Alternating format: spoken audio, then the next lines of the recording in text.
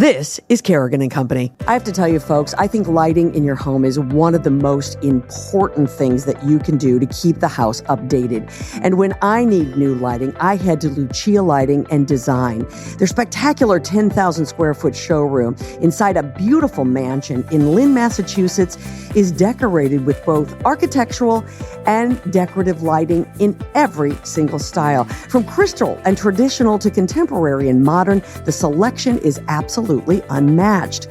Whenever I'm looking for new lighting, as I mentioned, I head to Lucia Lighting and Design. And when I'm not sure exactly what I'm looking for, I rely on the expert guidance of their design team. I know that they can help me. Learn more and book your appointment today. It's Lucia Lighting. Hi, everyone. This is Kim. This week's edition, all about community. This is Kerrigan & Company. Kerrigan & Company is here for you.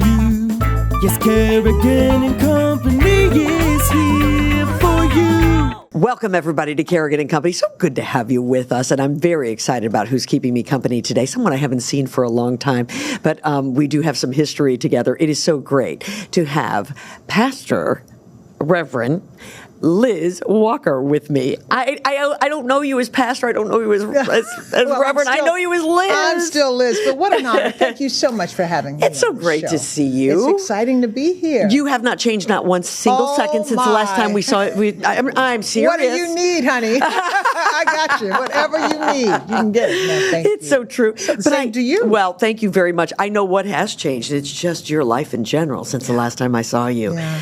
You know, we were just sitting here chatting before we came on the air, and I was saying that the two of us worked together and we officed together, and I would come in and you were at the point that you were already in seminary school, and you were studying, and you would study and study and study, and then go do news, and then come back and study it. It was just phenomenal. Well, that was a really crazy time in my life making that transition, but I had such good coworkers who supported me, and I made it through. But if you asked me if I'd do that again, no, I wouldn't do that again. I know. Well, as I was about to tell you, I don't think as adults any of us should go back to school. That is just not good. I would, study the Reformation and the Great Awakening, and then I couldn't remember where my car was. It was rough. That's an old joke, but it works. It does in every crowd. I love it. Well, you have a wonderful church.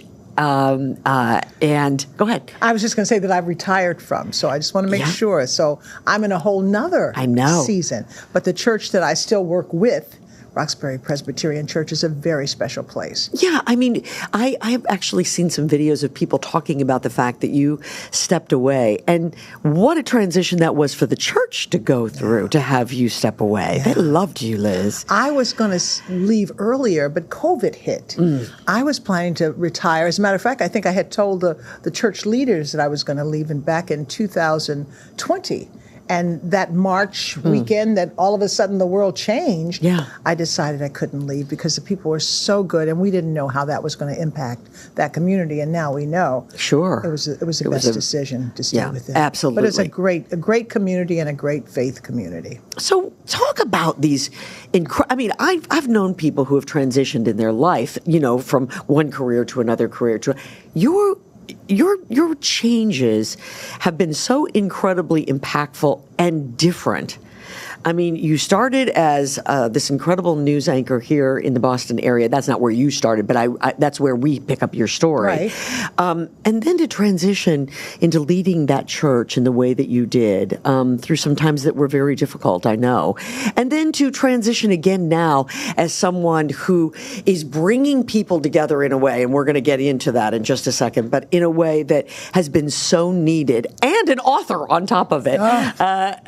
These have been some real changes in your life. They seemed dramatic at the time, and I'm actually thinking about my next book, and I know we're going to talk about the first one, to talk about the changes and moves and reinvention, or whatever you call it. But at the base of all of that is I'm a storyteller.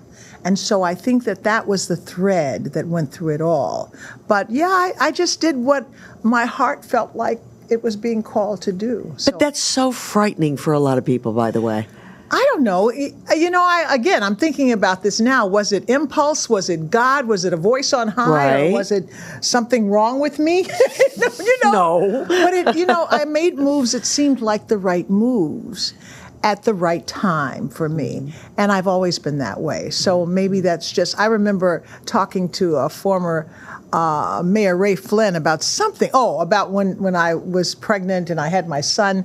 And I said, Ray, I don't know. I think I've really stepped way beyond what the public will expect. And he said, you've always done your own thing. Wow. And that's just who you are. And so that's who I am. Well, you're right. That is who you are, and that is what you've done. I would say that you've done a lot of it with courage, because I think that some of the decisions that you've made for most people would be frightening, and they'd step away from it. They wouldn't try. Your son being one of the first. Right. Perhaps, but at the time, I think, again, you answer that own call. You know what you are saying to yourself on the inside, or what that inner voice is saying. Mm-hmm. And you have to say, this is the right way for me to go. It might not be the right way for the world, but it is my right way. So I've always been a loner in that sense, and I've tried to listen to the voice that speaks to me, which is what I think we all should be doing. Well, you just took the words right out of my mouth. The next thing I was going to ask you, is that something you would counsel to others? Absolutely. Was it Shakespeare, to thine own self be true? Mm-hmm. I think you have to ultimately, especially now when things are so crazy and we don't know what's happening next. A hurricane, the world just seems to be on the verge now of everything. So you really have to understand what moves you, what line in the sand won't you cross. We have to be clear about that. And I think once you're clear about that, now I don't know if that's courage, it's just a little easier to move, I think, for me. I think it's courage, but I appreciate what you're saying. And I appreciate what you're saying. Liz spent a lot of time at the helm of the church, and she saw a lot of things, and she counseled a lot of families, and that brought you to something really where you are now, and I would say almost a calling for you once again. I want you to talk a little bit about how you've gotten where you are now. Now here you are writing a book about it, but the community that you've been serving and why you saw such a huge need in your community. The community that I serve is this wonderful community in Roxbury. 99% of the people are hardworking people doing the right things, trying to take care of their families like the rest of us. But it's also a community that in the past, I haven't been there recently, I don't know, I hope it's changed in this way. In the past, it was a community that saw more than its share of violence, more than its share of addictions, lots of problems that come to people who are struggling. And what I noticed was in the kind of aftermath of violence, you had people who were traumatized. One young man who was a member of our church, and this was before I got there, his name is Corey Johnson, and Corey was 27 years old, a father of two, promising young man, community leader, doing all kinds of great things in the community. One night, Corey went out with his half-brother and was shot, was killed. His family was obviously devastated.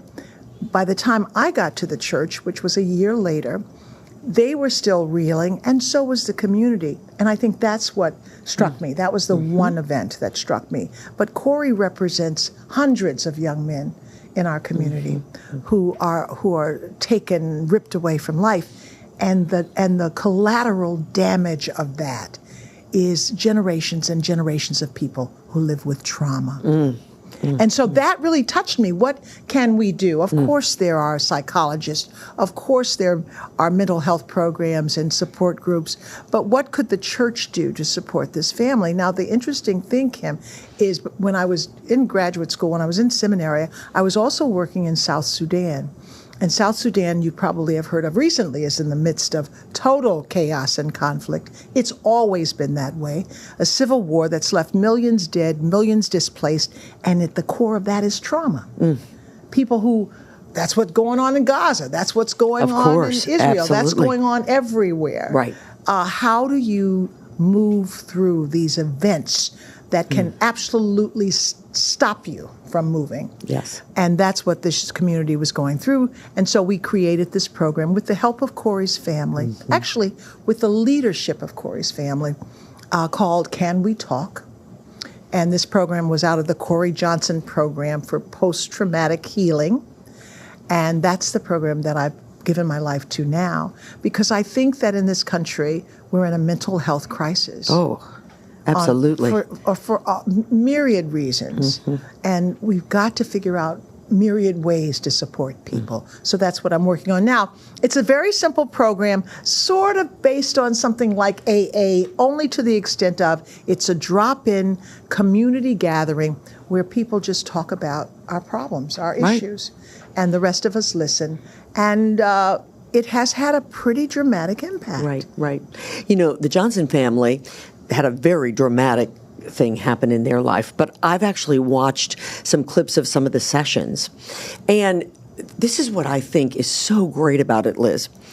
People have suffered trauma in their lives for all different reasons, and some you might see as being very dramatic, and some are dramatic at the time you're going through them. And so I was watching one of the clips, and there was this beautiful woman who got up to talk about how her daughter was leaving, and that she and her daughter had been, so close, and this was a very traumatic experience for her. I could relate to that. She was, going across country, and she just needed to talk to some people about how that made her feel. I thought that was so incredible. Yeah. So trauma is different for different people, but and it's different in different stages of our life. And what we found, I'm sorry, I didn't mean to cut you off. I get excited when I talk about this, is that we don't deal only with trauma. We deal with grief. We deal with stress. So we're saying, trauma is on the spectrum. Sure. Absolutely. Of stress. Yes. And anxiety and the fight and flight and just being nervous and that kind of thing. So what we found was people wanted to talk about lots of different things. Right. And it doesn't mean that you've had an extreme event, right, like you said.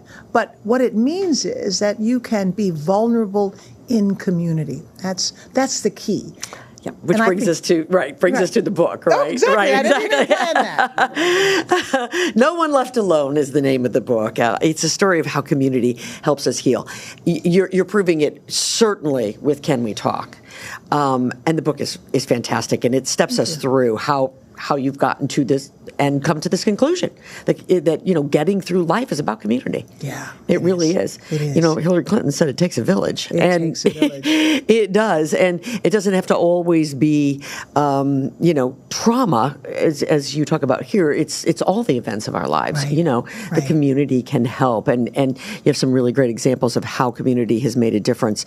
And we're going to talk more about the book, and I'm so excited for you too because the book is doing very well. It is doing pretty well, and I'm excited.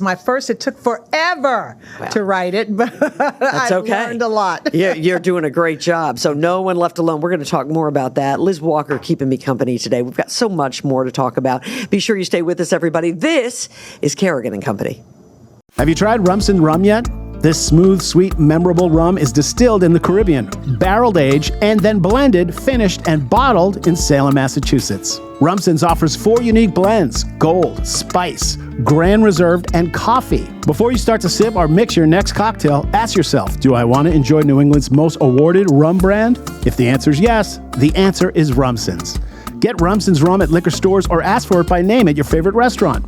Rumson's. Life lived, life enjoyed.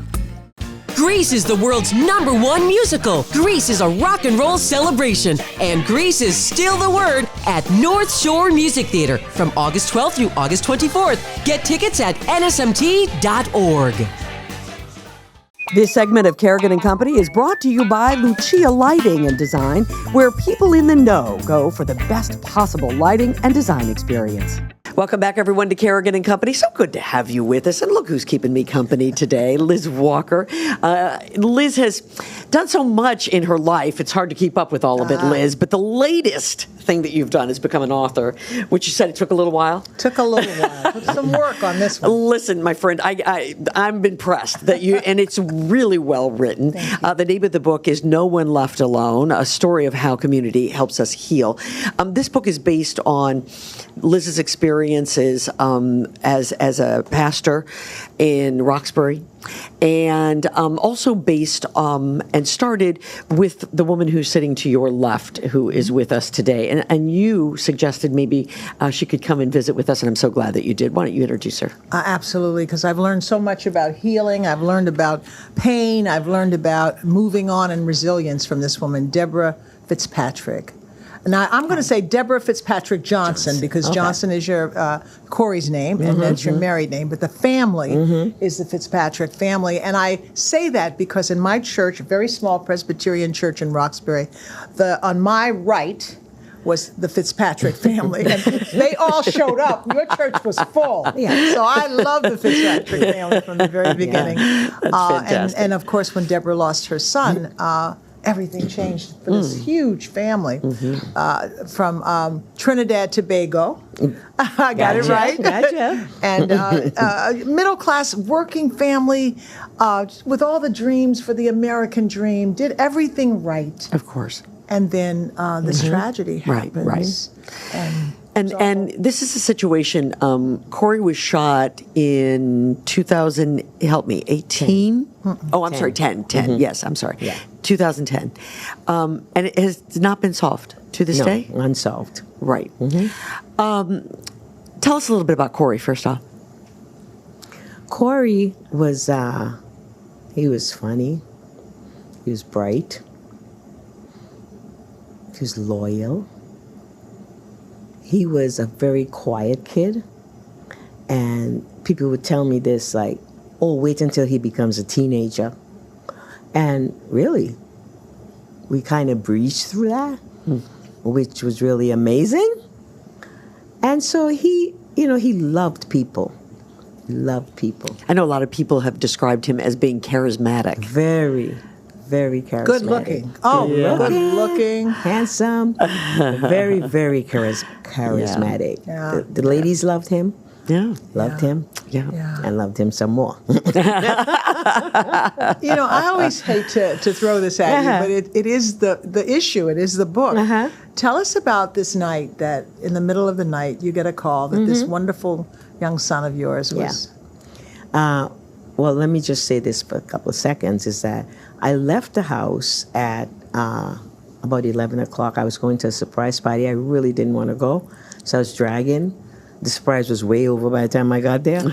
And he was there with his half-brother and another friend named Corey. And they were looking at the finals of basketball game, right? And I left the house. I asked him to tie this chain around my neck thing, And he was laying on the floor, and he wouldn't get up. And his friend, Corey, got up and did it for me. And I sort of kicked him, like, get up. Yeah. But anyway, so I went out, and when I came back home, of course he wasn't there, and I was getting ready for bed, and the phone rang, the house phone. We don't have much of that anymore. Right. And it's 2 o'clock in the morning. I'm like, this can't be good. So anyway, I picked up the phone. The person on the other end said to me, Corey's been shot. You need to go to Brigham and Women. I think that I kind of almost blanked out then. Yeah. So I got dressed, I got in my car, and driving where it had happened. I don't know if the person on the phone was actually his half-brother's mother. So I don't know if she told me that. I can't remember that. But I drove by the scene, and I got out of the car. It was so dark, so dark. So I started walking around and asking the detective. It was like a whole CSI thing going on. And they wouldn't tell me anything. I started to describe him. He had dreadlocks, he was tall, he was nothing. Finally, one of the officers who I did see last week said to me, ma'am, just park your car over here and Officer Mike will drive you to the hospital. I think that is when the whole disconnect started, right? I went there, they put me in a room. I can't remember half of what happened after that. I'm sure. I know I called the pastor that was, the guy that was our pastor at that time, and he lived in Woburn. But I swear he must have flew there because because it's now 3 o'clock in the morning. I'm calling all my family. They're sleeping, right? So I called him and he did answer. He came. And for the next, 4, 5, 6 hours, I'm just sitting there Nobody's telling me anything. They bring in a chaplain, they bring in a social worker, and all these people keep coming in, but nobody's telling me anything. So finally, when the doctors came in, I think it was 3 of them, and they started to tell me, and I swear I was only seeing their mouths moving. Mm-hmm. I wasn't really hearing what they were saying. Mm-hmm. But then at the end, they said, he's gone.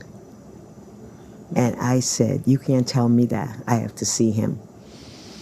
And I think from that day forward, I was numb for like 4 or 5 years. Right. You know, that was what I was going to ask you next. Yeah. Was that probably was an experience that you were having on repeat for all that was happening in your life thereafter? Yep. Right? Yep. Everything is just sort of everyone's talking and no answers are coming and nothing is right. Nothing is right. I don't belong anywhere. Yeah. Everywhere, like, why are we making small talk? Right. Do you know what just happened? Right. I just feel like everybody should have known. Sure. Right. Sure. Yeah. And then when they did know, they didn't know what to say. Right. Right. I mean, I've lost some friends. I bet. Which, if I lost them, were they really my friends, right? So, some people have left my life since this happened because... But the paradox of that is that the idea that the world just goes on. The world just goes on. And your world has stopped, right? That's right. Completely stopped. And that's kind of what trauma is, in a way. Whatever happens to you freezes you in that moment. Would you agree? Yep. You have no way of knowing what to do next. You just kind of moving along with your life. Like, I go to work. I have 2 daughters that I thought I had, I had to be strong for them. Right. And I still, my parents were still alive at that time. And so there was a lot going on. And I just had to kind of... At what point, because this brings us back to this whole concept of community, at what point did you realize that in order to continue to function, you had to rely on community? You needed people to understand what you were going through. I'm putting words in your mouth, by the way. I don't mean to. I'm just assuming that this is, eventually there was some point that you realized, I need help. I need others to help me. Well, 4 years into the grief is when the Corey Johnson program started. Okay. Now, when this program started, I was still, not really functioning. I was doing what I had to do. And when this program started, and I knew that it was for the community, and it was going to help people in, trauma and all this, I was like, yeah, great, let's do this. But what I did not realize is just how stuck and dark I still was, right? Until I started to go to this program, tell my story over and over and over, is when I think something years later, because I say this all the time, I don't know when the shift happened, right? I started to go to this program, and I mean, something definitely happened that I still really cannot explain, but I know that it wasn't dark all the time. The light was just a little bit brighter. Yeah, it was peeking in, right? Yeah. I'm a person who loves to laugh. I started to laugh a little more. Yeah. There was some joy coming, which I thought I would never, ever have again. I feel sure. It's joy. How did you know, Liz, because you obviously met this family, how did you recognize that what they were going through was something that could be beneficial to the entire community? We started talking about the idea of trauma because of the things that were going on in the neighborhood. And I didn't know Debra's story fully at that point. And so we were talking, there were mental health people who were saying, part of the problem here is trauma. So I learned it just from talking to other people. And what I saw in Debra was so indicative of what I'd heard about. It all fit in. If you look closely at people, you see that we used to call it the walking dead. People are walking, going through the motions, but are not really there. And it's not just Roxbury. There's lots of This places. is everywhere, right? Everybody nowadays, that, you know. So I think that was it. But the other part of it, Kim, is my own issue. So we all have our own things that we hide or keep secret, and it may not be trauma of a death, of a murder, but there's something. So I saw all of that begin to kind of take shape, just a little bit like what Debra is saying. And it's the idea of being vulnerable when you realize that there's a need to be vulnerable, to stop, to take down the mask. Right. So I think it was my own needs, talking to mental health experts, talking to Debra, talking to the rest of her family, and Faith that got us on this program. Debra, I was noticing that the Johnson program, I love this. Of course, we have Can We Talk, which is this group that meets once a week, 1 week on Zoom, 1 week in person, and by the way, has expanded, and we'll talk about that in a bit. But you guys sponsor some other group chats as well, and one of them that I thought was so interesting is a men's group. This is a group of people, as we all know, men, young men, middle-aged men, older men. They don't talk about these things. They don't talk about trauma in their lives. That's got to be a really enlightening experience. And I bet you have a lot of men who are very happy that exists. I know there is. Because in our community, that's like taboo. You know, black men do not go to therapists. They don't do it. They think it's a form of weakness. Right. You know, and a lot of women too, because a lot of people think that you could just, you can pray, and definitely you need to do that. But sometimes you need more. You need more than that. And so the men in the group, I think they get a lot from it. And, they actually come to the Can We Talk. The other, they have their own stuff, and then they come to our Can We Talk also. And it's really kind of surprising, to see men get up and go up and talk about feelings. Their feelings and what's happening. Absolutely. Yeah. How are you now? I'm definitely doing better. I have bad days still. I think that is a forever thing. Sure. I definitely have good days. I have my children who are adults, and I have my family, my sisters, who are just great. Good. I don't think that I could have survived any of this without them. And you have a community that supports you. I have the community at church. Yeah, that's so great. Debra, it's so nice to meet you. Congratulations on, bringing so much joy to other people, and certainly bringing some relief. I hope that's given meaning to what has happened to you in your life. Yes, it definitely has. And it's also given me a purpose. Yeah.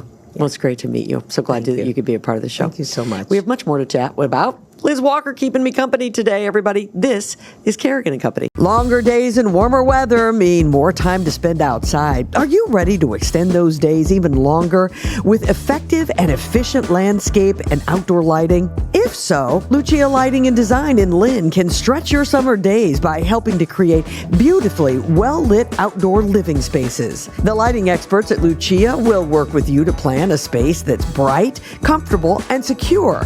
It'll be so great you might never be inside. Get started by going to lucialighting.com, then make an appointment to visit their beautiful showroom in Lynn, Massachusetts. That's lucialighting.com. This segment of Kerrigan & Company is brought to you by Bill Haney's North Shore Music Theater. Head back to the 1950s with an all-new production of the hit musical Grease, playing August 12th through the 24th. Get your tickets at nsmt.org. Welcome back, everybody, to Kerrigan & Company. Liz Walker keeping me company today. Now, we've been talking about Liz's fantastic book, and we're going to talk more about it and about, some of the things that you've been doing here. But we're going to change gears just a little bit, if you don't mind, because we want to chat with our next guest, who, by the way, Liz, is everywhere right now. Yeah. I mean, Mr. Popularity is what we should be calling him, but we also are going to call him Neal McDonough. And he is from Dorchester, an actor. It is so good to see you, Neal. We're so glad that you could join us. Thanks for having me on the show. Really appreciate it. Oh, are you kidding? It's so terrific to have you. I'm not exaggerating when I say you're all over a whole lot of things right now. Big star. Yeah, This is great. I've been very blessed with, my wife, Reve, and I, we partnered up about 4 or 5 years ago and said, you know what, let's just do things ourselves for a while, this is, during COVID. And we produced our first little film for about $300,000. We sold that. We did the next one for $1.5 million, and now we're up to about $10 million on our projects. And wow. It's all our projects basically are, try to give glory to him in some way. So, my first film was about a hitman who finds his heart and finds his religious self again. So, we play with issues that most, I guess, faith-friendly films don't. They're a little edgier at times. They're talk about real issues, and we're just in a really great spot in our career right now, and we couldn't be happier. The only thing that would make me happier is I get to shoot some stuff back in Boston. Now, that would make me happy. That's the only thing. Listen, we're open for business. What are you talking about? Maybe you could do No One Left Alone. There you go. That's right. Exactly. Well, it's so interesting. I was telling this to Liz, and she and I were having a chat about it. And I think this is so interesting, Neal, because you've had an incredible career with so many roles through the years, many of whom, by the way, you've been a villain, which has been fun to watch you play those great roles. So much fun. Yeah. But, you're someone who has stood by your convictions and your faith, and you've actually even chosen roles based on that. And that's not an easy thing to do in Hollywood. No, I guess not. It's a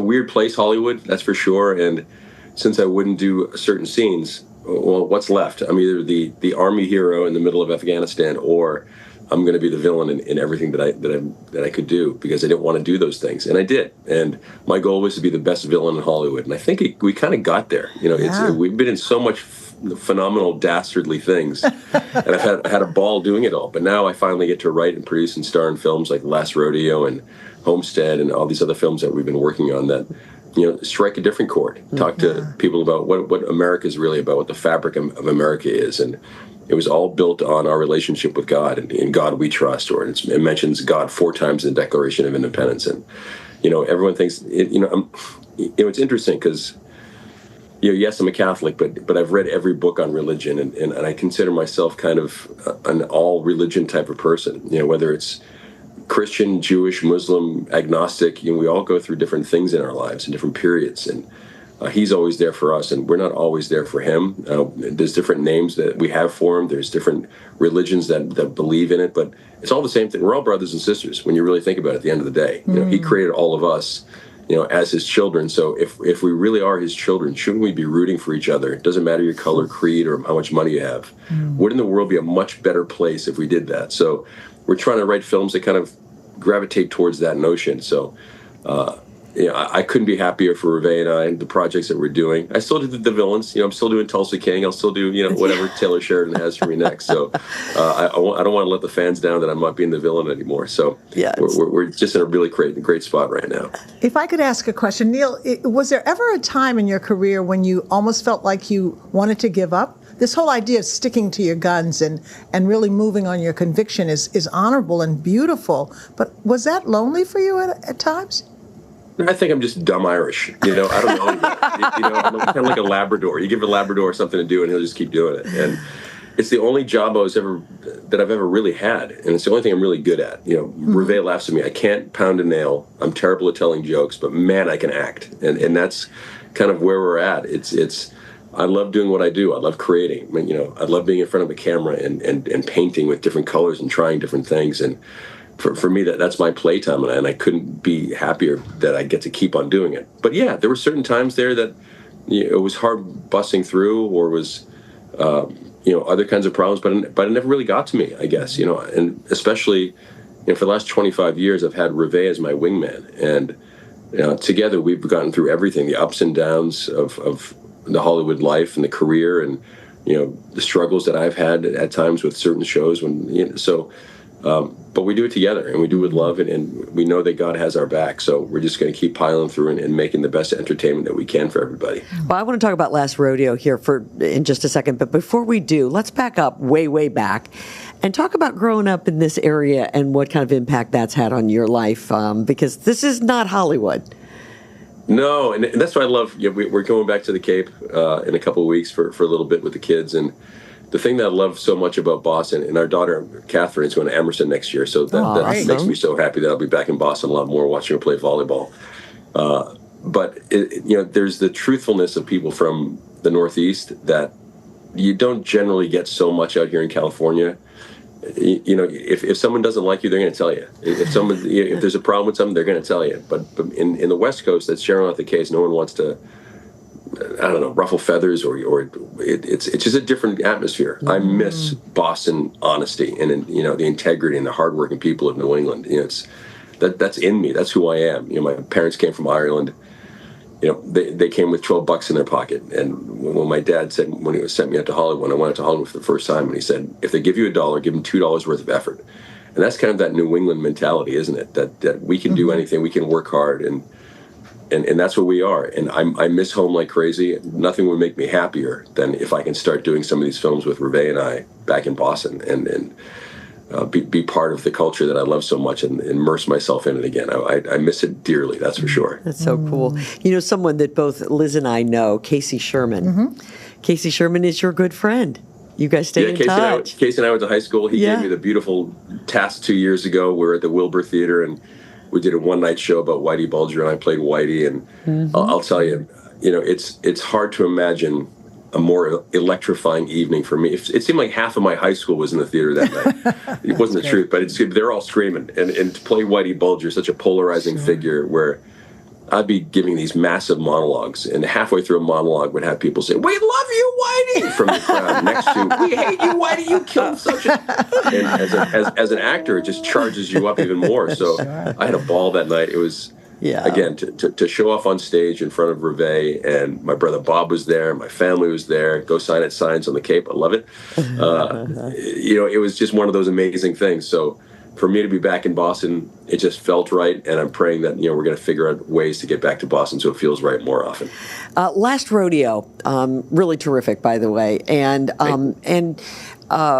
you did that with Angel Productions. Is Angel your production house? Is that yours? No, that's a company that started several years back. Okay. But once they really started to come out of the gates, we were fortunate enough to align ourselves with them at the perfect timing. We did a film called The Shift, and then we talked about the future together, and then we decided to really kind of have a first look deal with Angel. So all of our film, they have the first shot at everything we do, and then we did Homestead, which was this $5 million film that did $20 million in the box office, and then we did Last Rodeo, which is just killing it right now. It did great in the theater, and now it's doing so well on sales and on Prime and Apple and all these things. So what does that tell us? It tells us that there's such a desire to watch films that talk about family and faith and getting over situations. And this one situation was, how do you get over cancer for your grandson? How do you get over when your wife passed away? How do you lose your faith, and will you ever find your faith again? And those are the things that we all deal with every day. We'll all have struggles in life, through death, through sickness, through all kinds of things that really challenge us and test our faith. And I love writing about films like that, and to act in those things as well. And my dad used to take my brothers and I to this place called Melpit Farms in Dennis when we were kids to ride horses. And I'm telling you, we used to complain so much. "Dad, what are we doing? We're playing baseball instead." "You'll be riding horses, boy, and you'll thank me one day." I'm thanking my dad now, that's for sure. So thanks, Pops, for making me ride horses for... Well, and by the way, your love of horses went a little bit further, because once you got into this rodeo thing, my understanding is you were buying in. Yeah, we did. We were part owners of the Austin Gamblers rodeo team, so... I love the culture of the rodeo. It's, again, it's men can be men and do the stupid things that we love to do and feel good about it in rodeo. And it's, these guys they're out of their minds. To last 8 seconds on a bull, it's nearly impossible. And these guys, it's like ballet for these guys. They make it look so easy. Of course, they'll get on the bull with 4 cracked ribs, their femurs fractured, something else, and they're like, "No, I'm fine. They're the toughest dudes I've ever met." So to be part of the PBR culture and what rodeo to me is, you go to a PBR event, it's the greatest family event you could possibly go to. It starts with a prayer, and that prayer, when you have 18,000 people with their hats off and their heads bowed talking to God, it's really kind of incredible moment, and they do it every week at every show. So it's this great family event where everyone's rooting for the riders to succeed. It's not like going to a Red Sox-Yankees game where half of the people want to kill each other, which is fun too, don't get me wrong. But this is much more of a family environment, and I love that. With 5 kids, we bring our kids to the rodeo all the time, and yeah, that's great. It's such an awesome event, and Sean Gleason, the head of the PBR, has become such a great pal of mine, so it was a natural progression to be part owner of a team.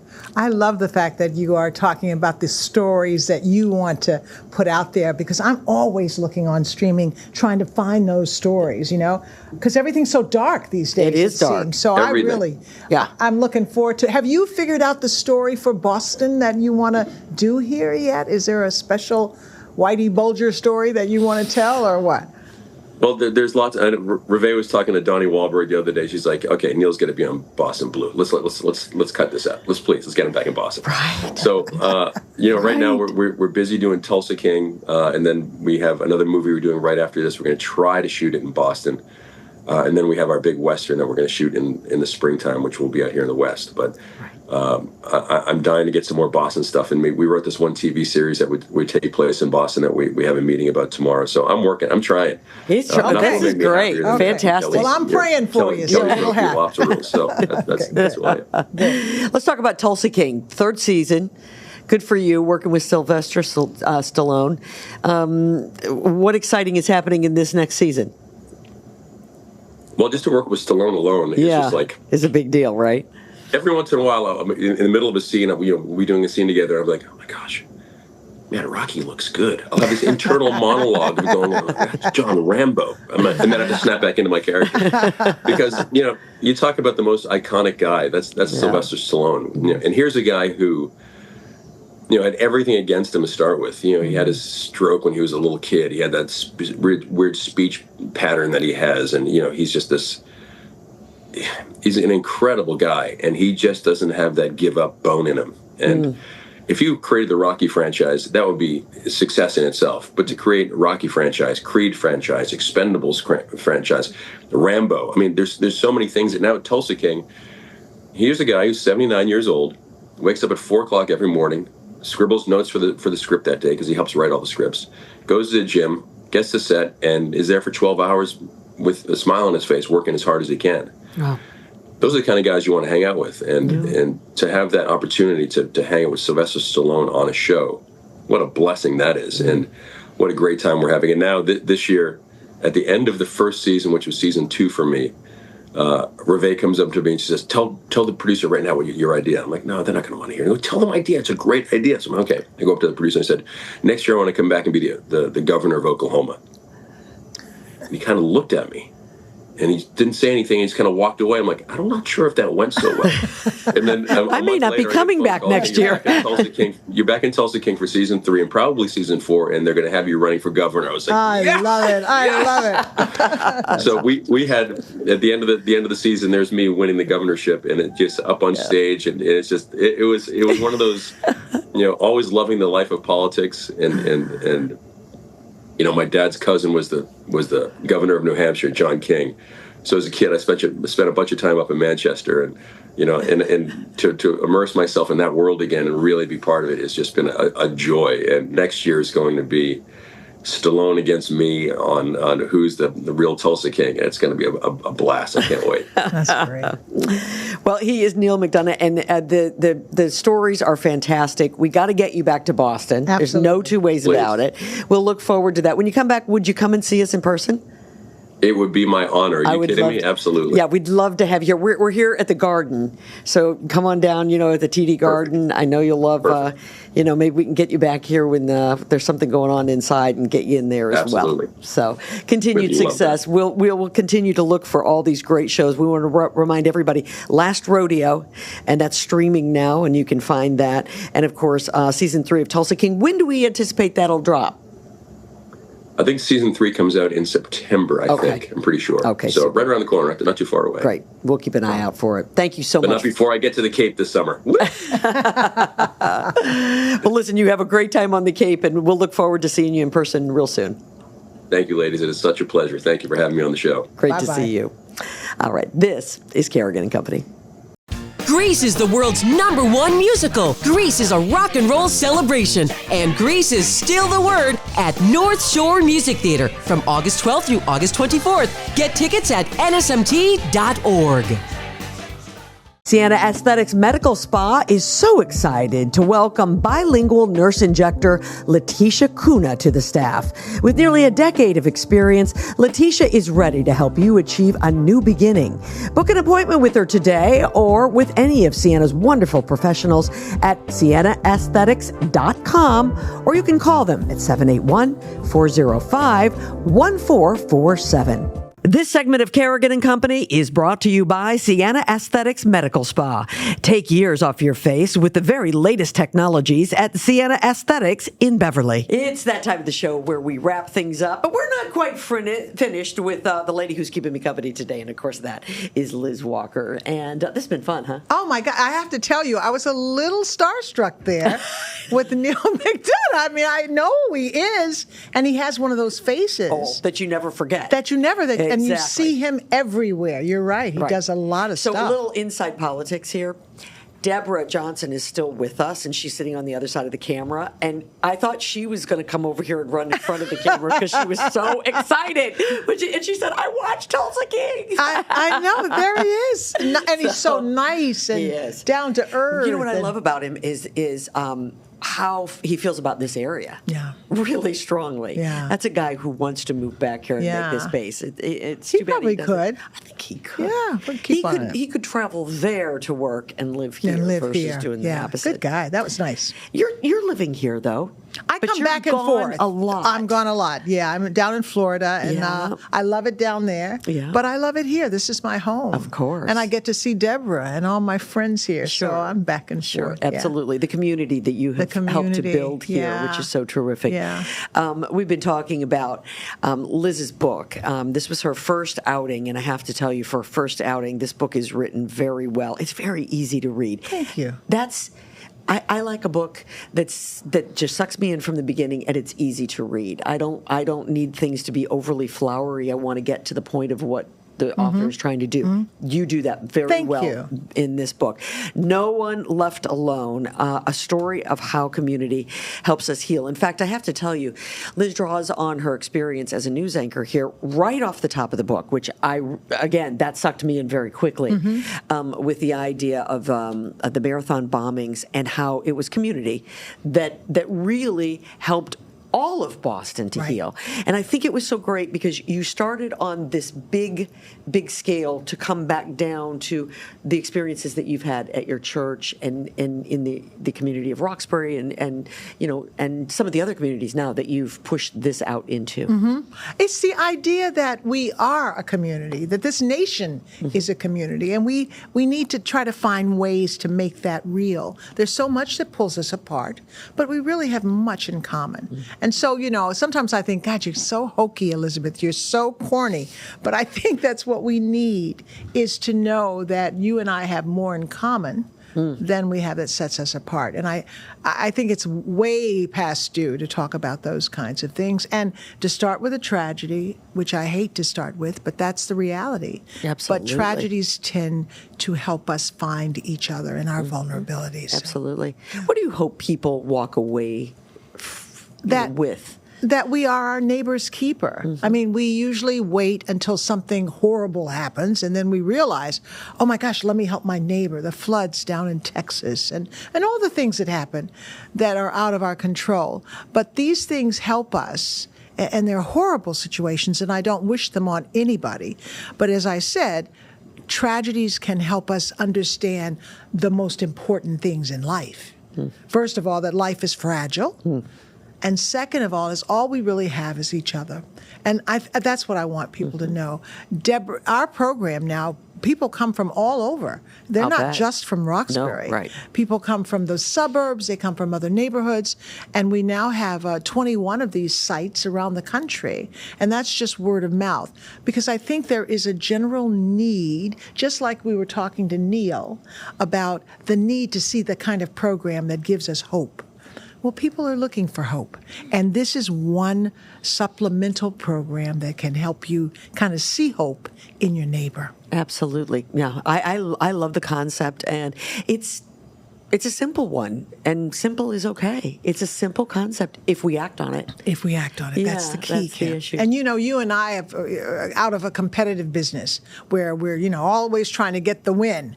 But actually, this world is about us all winning together and just seeing each other as we are. Well, I'm a true believer that if your neighbor wins, you win. The pie is not finite. No, we can all have joy and Absolutely. have good. We can all have that.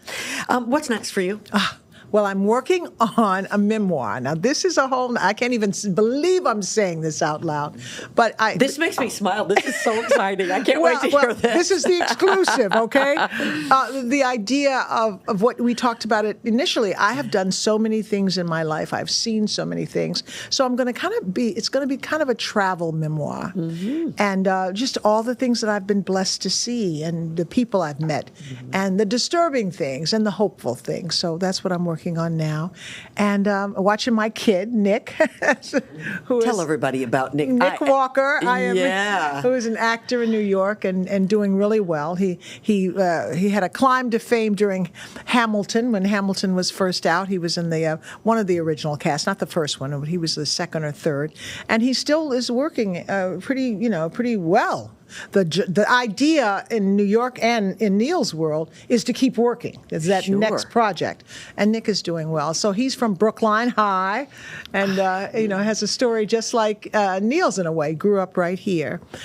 He and his wife live in New York, and I'm going to go see him soon. So I always like to see what's happening in his life. You judge your age off of our children, and when I think about Nick being married in New York, and the first time I met Nick, he was just going into his freshman year of high school. Mm-hmm. So the idea that he's now married this adult and stuff. Man, tearing up New York and just doing great things. And they keep growing and they keep getting older. I know. What is that about? And I can't understand it because we keep getting younger. I just don't understand what's happening there. I know. He's already older than I am, so I don't know what the whole issue is. Many of our listeners and our viewers know you as Liz Walker, WBZ's lead nightly anchor. You led this community through a lot of things for a lot of years, and people trusted you and really felt very strongly about you. Do you miss it? I miss Boston in many ways. Every time I come back to Boston and see another high-rise that's up or recognize a street that's changed, and I think, boy, this city is really changing. But there's always going to be, and that's what Neal was talking about, this idea of community here. Yeah. So, I do miss Boston, but I try to come back as often as I can. I miss it. I love it. It's my city. Well, people love you here, and I know that people are going to be very interested in reading the book, and I want to tell everybody again, No One Left Alone, a story of how community helps us heal.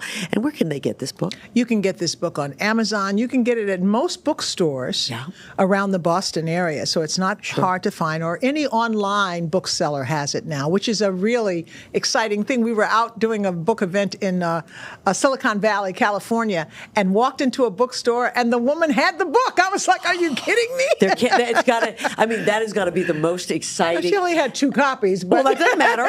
That doesn't matter. She knew it. So she had the book. It's out there. Yeah, that must be like when you're a singer and you hear your song for the first time on the radio. It's huge. You walk in. Yeah, it's terrific. Yeah. Well, continued success. And thank you for letting us on. This has been wonderful. I'm so glad you guys could come and share your stories, and it's just great to see you. And it's great to see you, and I'm glad you're doing so well. Well, thank you very much. And it's been great to have all of you with us today. Terrific. If you are watching us on YouTube, be sure you subscribe. And if you're listening somewhere, please like us, and we'll be back next week. Thanks, everybody, for listening to Kerrigan and Company. To find out who will keep me company and be my co-host on the next episode, be sure you follow us on Instagram, Facebook, X, and TikTok. Kerrigan and Company is recorded at the Big Night Studios at the TD Garden in Boston.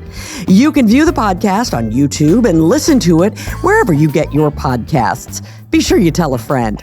The executive producer of Kerrigan & Company is David Thompson.